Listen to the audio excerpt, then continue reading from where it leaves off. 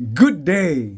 In this video, we are going to try to solve question 2A, part 1, part 2 and part 3 of the 2018 NCEA Level 1 Statistics paper, Chance and Data. Without further ado, let's try to do part 1 and part 2 first. Some lakes in New Zealand are used to produce electricity. A sample of this lake had their surface area in hectares and their capacity to generate electricity measured in megawatt recorded and displayed below. So this is a scatter graph and I've drawn a line of best fit. Okay.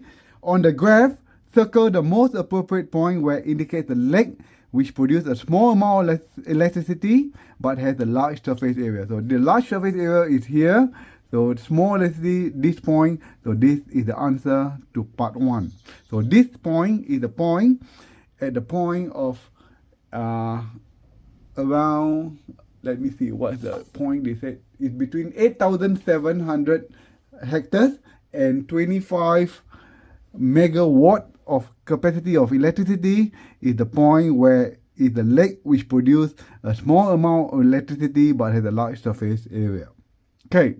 Part 2, state the approximate median amount of electricity produced by lakes in this New Zealand. So if you look from the smallest here, 1, 2, 3, 4, 5, 6, 7, 8, 9, 10. So the point that is the highest is between these 2 points. So if you get around here 100 and 110, so the median should be between, okay, 100 and 110 megawatt. So you can answer both of them. You get achieved for the first part. This point is achieved. And the second answer is going to be a merit. Okay, let's do part 3. Part 3 is an excellence question. So we need to answer them carefully. Okay, so I'm going to adjust the paper a little bit. Okay, we will read the question now. How useful is it to use the surface area of a lake to predict the potential electricity generation of lakes in New Zealand? Okay, so you can answer both ways, useful or no useful, but if you answer useful, there's not many points to clarify. If you get 1 point right, you get achieved, 2 point merit, 3 point excellent. So there is a linear relationship with some point close to a regression line. So the linear model will give a good representation of the amount of power generated if the surface area is substituted in it. So you look at the graph again, okay? So it is a linear line, so you can say there is a good representation and we substitute the surface area into the capacity. So that is how you answer.